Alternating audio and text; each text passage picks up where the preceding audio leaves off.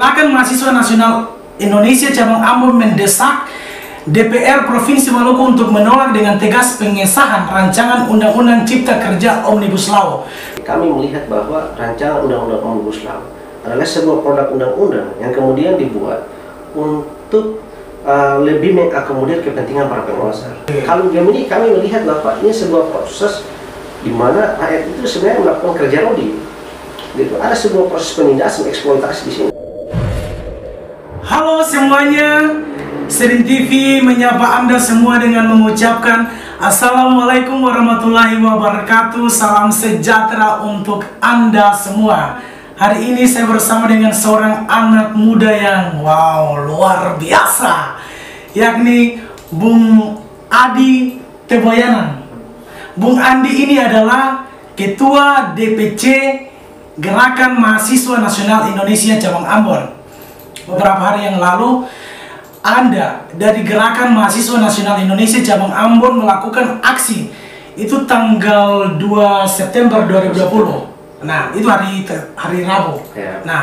Nah di situ ada beberapa poin yang dari Anda sendiri dari Gerakan Mahasiswa Nasional Indonesia menuntut. Yakni yang pertama, bisa koreksi kalau saya salah. Yang pertama yakni Gerakan Mahasiswa Nasional Indonesia Cabang Ambon mendesak DPR Provinsi Maluku untuk menolak dengan tegas pengesahan rancangan Undang-Undang Cipta Kerja Omnibus Law.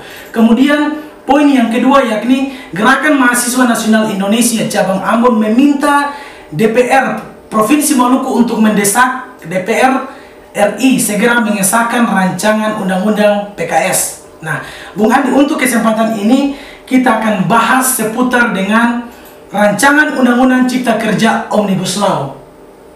Pertanyaan pertama, alasan mengapa Gerakan Mahasiswa Nasional Indonesia Cabang Ambon melakukan aksi untuk menolak dengan tegas rancangan Undang-Undang Cipta Kerja Omnibus Law? Mengapa, Bung Andi? Ya, berbicara persoalan rancangan undang-undang. Suara sedikit. Suara sedikit, Mas. Ya, berbicara persoalan rancangan undang-undang Omnibus Law atau kemudian Cipta Kerja atau teman-teman aktivis saat ini katakan bahwa cipta celaka. Ya. Mengapa sampai DPC Gemini Ambon menolak dengan tegas rancangan undang-undang Omnibus Law? Karena begini, berbicara persoalan undang-undang Omnibus Law ini sendiri, kami melihat bahwa rancangan undang-undang Omnibus Law adalah sebuah produk undang-undang yang kemudian dibuat untuk lebih mengakomodir kepentingan para penguasa, juga kepentingan para kaum kapital. Nah, di situ. Sehingga apa? Jika kemudian rancangan undang-undang Omnibus Law ini sudah mengakomodir kepentingan kaum kapital di sini, maka secara tidak langsung akan sedikit menggeser kepentingan daripada kaum proletar atau kaum buruh. Oke. Seperti itu. Dan dalam beberapa klaster rancangan undang-undang Omnibus Law ini, kami melihat bahwa klaster-klaster tersebut sangat berbeda. Misalnya dari upah, kemudian dari proses interaksi kerjasama antara asing dan perusahaan dalam negeri, seperti itu. Oke. Nah, mengapa Gerakan Mahasiswa Nasional Indonesia merasa terpanggil untuk menyuarakan hal tersebut? Kalau misalnya berbicara persoalan keterpanggilan hati atau konsensi perasaan kami mempunyai satu asas perjuangan yang kemudian betul-betul melihat persoalan-persoalan rakyat. Asas daripada game ini adalah marhainisme. Marhainisme adalah sebuah marhainisme. Marhainisme. Artinya apa itu, Bang? Marhainisme adalah sebuah paham perjuangan yang lebih menitik beratkan kepada persoalan-persoalan rakyat. Jadi marhain secara etimologinya terbagi atas dua, yaitu marhain dan isme. Isme adalah sebuah paham, kemudian marhain adalah masyarakat yang melarat. Oke. Nah, gitu. Nah, Bung Adi, dalam gerakan aksi tersebut, poin-poin apa saja dalam rancangan Undang-Undang Omnibus Law yang Anda bersama dengan Gerakan Mahasiswa Nasional Indonesia menolak hal tersebut? Poin-poin apa saja, Bung?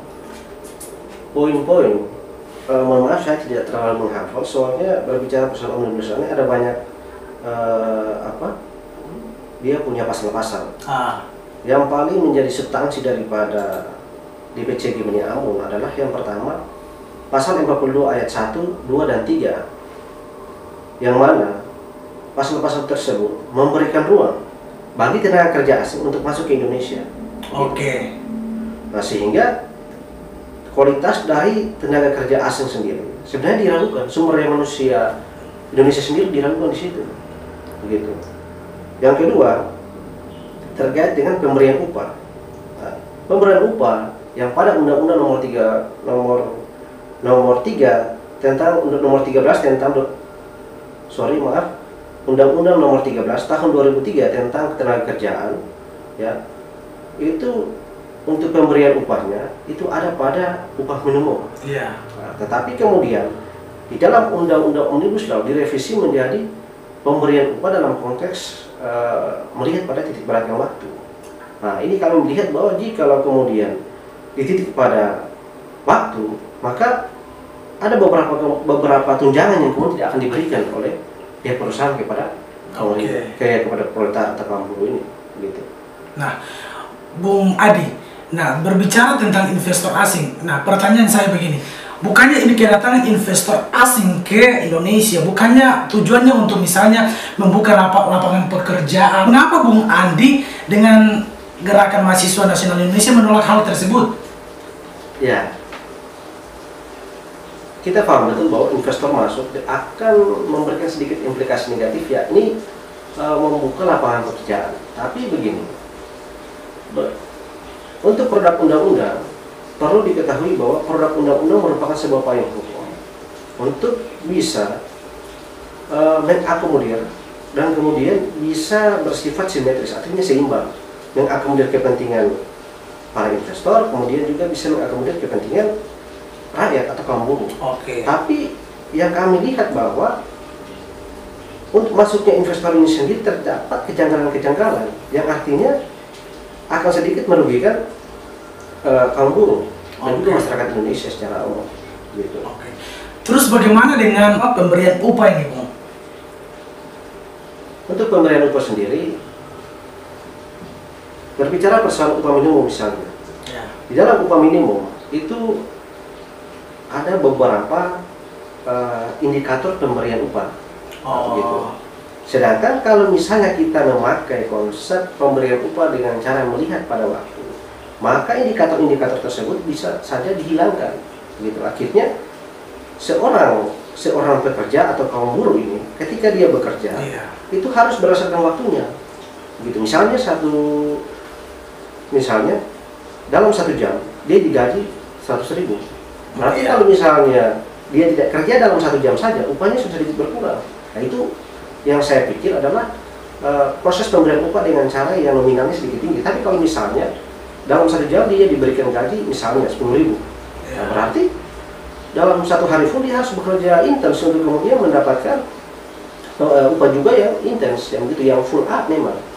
Tapi kalau kemudian dia sakit misalnya, dia ada keperluan lain sehingga dia tidak bisa tinggalkan, karena itu proses pemberian upah itu yang memaksakan dia harus terus bekerja. Kalau ini kami melihat bahwa ini sebuah proses di mana rakyat itu sebenarnya melakukan kerja rodi, gitu. Ada sebuah proses penindasan, eksploitasi di sini. Eksploitasi dalam hal apa? Eksploitasi dalam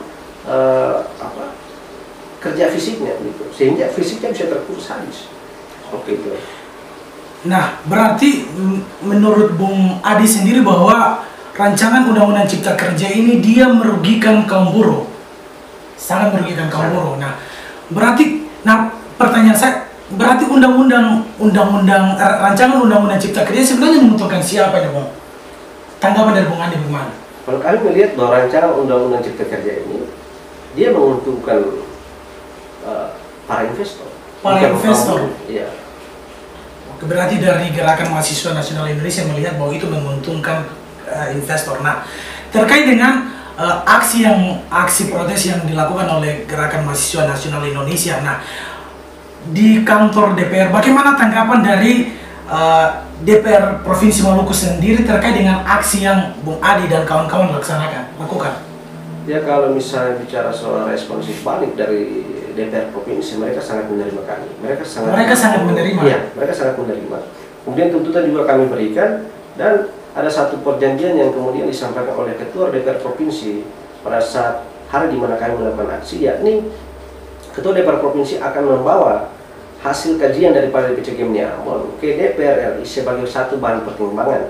Selain itu juga kami menyatakan sikap untuk kemudian harus ada sebuah kepastian yang harus diberikan oleh DPR Provinsi kepada kami. Nah, kemudian statement yang kemudian juga disampaikan oleh Ketua DPR Provinsi adalah mereka akan memberikan satu tebusan kepada kami sebagai bukti bahwa DPR Provinsi telah membawa poin-poin tuntutan kepada DPR RI.